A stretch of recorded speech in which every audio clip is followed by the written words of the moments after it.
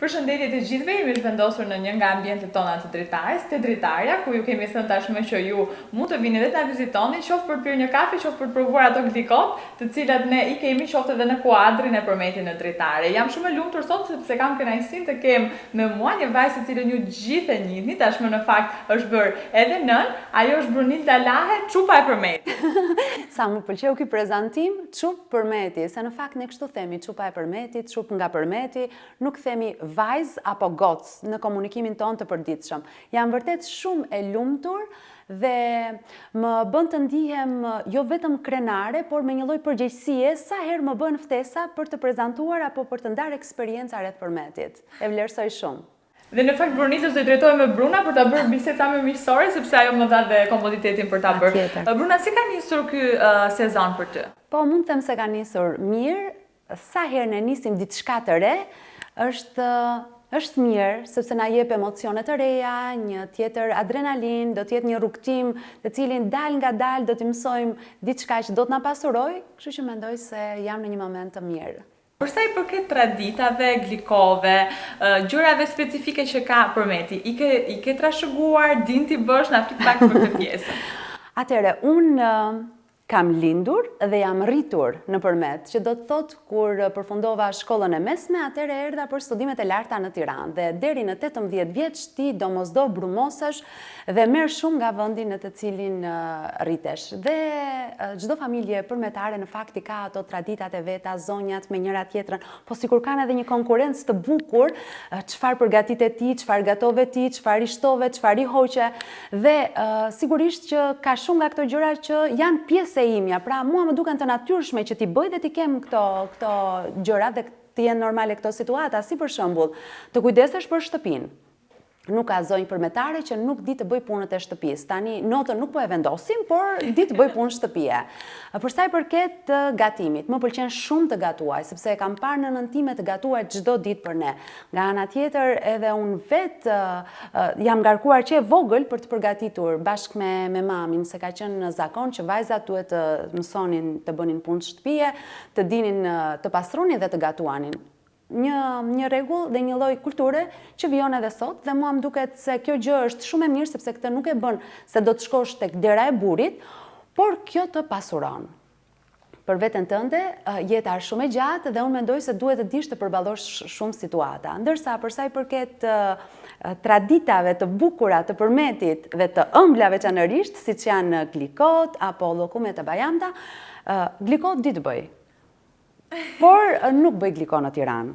Bruna na tha që din të bëj gliko dhe natyrisht nuk e vini në dyshim duke qenë një vajzë e cila është rritur në Përmet, por ajo që unë doja të dija, Bruna është vajzë nga Përmeti, por a është edhe nuse përmetare?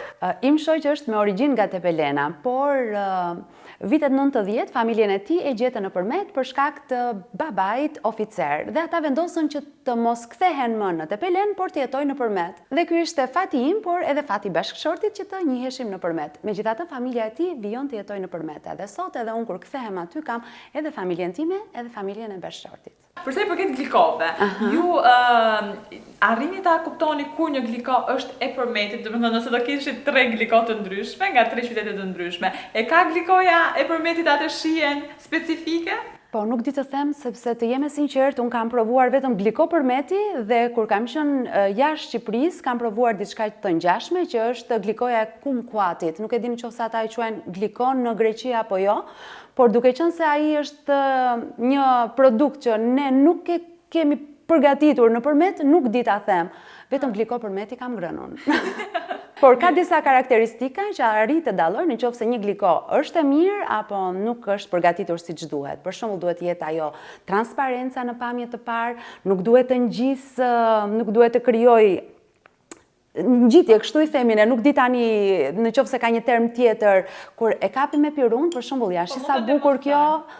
Nuk ngjit dhe nuk krijon atë pjesën Po, duhet jetë e shkrifë në këtë mënyrë, pra duhet jetë e rrjedhshme në këtë formë dhe shohim transparencën, pastaj kur ngulim pirunin duhet shohim se është e fortë mjaftueshëm, nuk duhet jetë e qullët.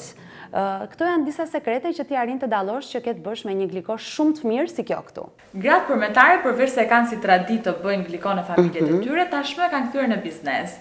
Ti si ndihesh për këtë pjesë? Më vjen shumë mirë që tashmë glikot e përmetit kanë mundësinë t'i shijojnë të gjithë. Do ishte thuajse e pamundur të ndodhte kjo gjë nëse kjo traditë do të ishte e izoluar dhe do të përgatiteshin vetëm sasia e mjaftueshme për një familje. Sepse edhe IMM dhe të gjitha zonjat që përgatisin në shtëpi nuk përgatisin aq shumë sa ta ndajnë me të gjithë, ndërsa që zonjat e kanë kthyer në një biznes. Kjo është një gjë shumë e mirë, sepse unë di që ato i përgatisin në pjesën më të madhe të proceseve, ashtu siç përgatiten në shtëpi. Vitet e fundit edhe IMM ka përgatitur gliko dhe ka qenë ndoshta glikoja që unë do të shijoj tani mund të jetë gatuar nga duart e mamas time. Është një ndër zonjat që gjithashtu gatuajnë e përgatisin gliko nëpërmet. Kështu që kanë eliminuar vetëm një pjesë të procesit, që është faza e parë, sepse do të ishte shumë e vështirë që të arrijej koha e tregut, që është ajo supozojmë marrim për shembull glikon e arrës. Glikon e arrës, nëna tona në shtëpi e kanë përgatitur në një mënyrë të tillë që për 40 ditë me radhë i ndronin ujin. 40 ditë shpërlahet, ndrohet uji, derisa ditën e 40 nga ai uji aq i pastër, i kthjellët dhe i filtruar mund të pish, pra është plotësisht i pastër. Ndërsa në procesin e përshpejtuar paksa të zonjave që i kanë kthyer në biznes, ato ja heqin hidhërimin, jo në këtë mënyrë të ngadalt, por duke i dhënë një val. Pjesa tjetër pastaj, si të gatuhen në shtëpi, si të përgatiten nga zonjat që i realizojnë, është e njëjta. Dhe glikot prandaj janë të mrekullueshme dhe njësoj të shijshme si ti provosh në një shtëpi, ashtu edhe ato që janë të ambalazhuara. Sa e bukur kjo bisedë, në fakt sepse Bruna po ndan vërtet sekrete që vetëm një përmetare mund t'i di dhe askush tjetër përveç faktit që ne mund t'i shijojmë, nuk i dim këto sekretet e tjera. Po për juve vetë, jetoni në Tiranë absolutisht, por e keni ruajtur le themi këtë traditën që kur vjen dikush në shtëpinë e Brunës ju ja nxirrni një gliko si përmetare që jeni? Atëre, unë kam gjithmonë gliko për të qerasur, kam edhe disa vazo gliko për t'i dhënë me vete. Kështu që e ruaj patjetër këtë traditë, po. Siç unë e thash edhe pak më parë, Bruna tashmë është bërë dhe nëna një vajze shumë të bukur, sepse unë e kam parë dhe në rrjetet sociale, dhe ajo që doja të dija, si nëna e një vajze përmetare, vajza jote, do t'i marrë të gjitha le të themi ato anët e mira të përmetit, do kujdeseni që ta bëni sa më shumë përmetare të mundeni? Jo, në fakt ky nuk është qëllimi im parësor dhe nuk e kam këtë gjë në mendje kur kujdesem dhe dua t'i mësoj gjëra vajzës. Unë dua që ajo të mësoj sa më shumë gjëra dhe të shkoj drejt atyre gjërave që vërtet i pëlqejnë. Por dashur pa dashur, përmes sjelljes time, unë e di që do t'jap edhe një pjesës të përmetit. Është e paevitueshme kjo gjë. Në fakt, siç e pyetëm dhe Brunën në lidhje me glikon, ajo tha që glikoja duket shumë e mirë dhe normale duhet ta provojmë për të parë se sa e mirë. Kështu që Bruna të ftoj ta provojmë të glikon. Faleminderit shumë, jam shumë e lumtur që jam këtu në këtë bisedë në dritare. Te dritare, që është edhe kafeja jon ku mund gjejmë dhe gliko të gjithë që ato që na ndjekin. Tani, përveç glikove, ka për të gjithë edhe llokumet bajamta? Po, edhe llokumet e bajanta mund të gjejmë absolutisht po. Në qoftë se më lejon, se unë jam e ti ngopur me gliko, po marr llokumen e bajam dhe e di pse, se këto i gjen më rrallë në shtëpi. Në familjet përmetare, në përgjithësi të qerasin ose të ofrojnë këto llokume të bajamta, për raste gëzimi shumë të rëndësishme, siç është fejesa, martesa dhe unë për herë të fundit në fakt kam ngrënë një të tillë për dasmën time që ka qenë viti 2013. Wow. Kështu që na bëhet qefi më lejo t'i kthehem këtyre momenteve të bukura, sepse përmes shijes ti udhëton edhe në momente të bukura dhe me sa duket e kanë menduar mirë zonjat përmetare, që të ketë një ushqim specifik i cili të bën të udhëtosh vetëm në momente kulmore, shumë të rëndësishme, shumë të bukura, të shoqëruara me aromë të mirë trëndafili. Na bëft mirë. Na bëft mirë.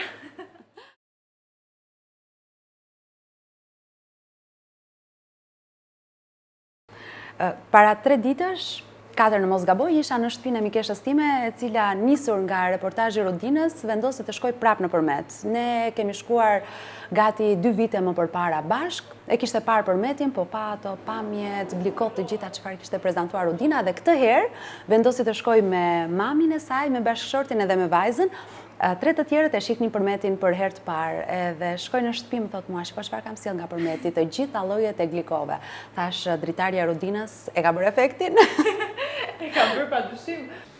Bruna, po ai sekreti të cilin mamaja jote ta thot gjithmonë përpara glikove, sepse mamat janë shumë kritike, le të themi. Po, mami nuk më këshillon mua se mami e përgatit vetë glikon, por disa rregulla do që edhe unë ti di mirë që kur unë të bëj vetë glikon, ti di që glikoja e arrës, për shembull, duhet të lihet në gëlqere 2 orë, ndërsa ajo e shalqinit edhe glikot e tjera duhet të lihen 1 orë e gjysmë, as 1 minutë më shumë, për shembull. Dhe pastaj për secilin proces ka ndonjë sekret, po ky i kohës sa duhet të lihet në gëlqere është shumë i rëndësishëm, sepse nëse e lë më gjatë forcohet shumë, nëse e lë më pak të del si i zbutur, domethënë që si squllët që nuk është as se këndshme ta shohësh e jo më ta shijosh. Kështu që kujdes me minutazhin. 2 ora të arrës dhe glikot e tjera 1 orë e gjysmë, as 1 sekond më shumë. Në fakt zbuluan të gjitha sekretet me si të bëjmë glikot. Nuk ka kaq, ka edhe më shumë. Bruna nuk u kursye fare për të na thënë sa më shumë sekrete dhe të tentojmë të gjithë nga shtëpia, qoftë me reportazhin që ka bërë Rodina. Duke i bashkangjitur edhe këshillat e Brunës, unë jam e sigurt që ndoshta edhe ne do arrijmë të bëjmë. Me siguri, me siguri. Duke falenderuar shumë Brunën e cila ishte me ne dhe bëm një bisedë shumë të bukur. Shumë faleminderit Bruna që ishe me ne, provuam glikot. Shumë faleminderit ju. Unë nuk kënaqja shumë që isha në këtë bisedë. Glikot të cilat i provuam dhe i shijuam shumë me Brunën, mund t'i gjeni te dritarja. Ju presim.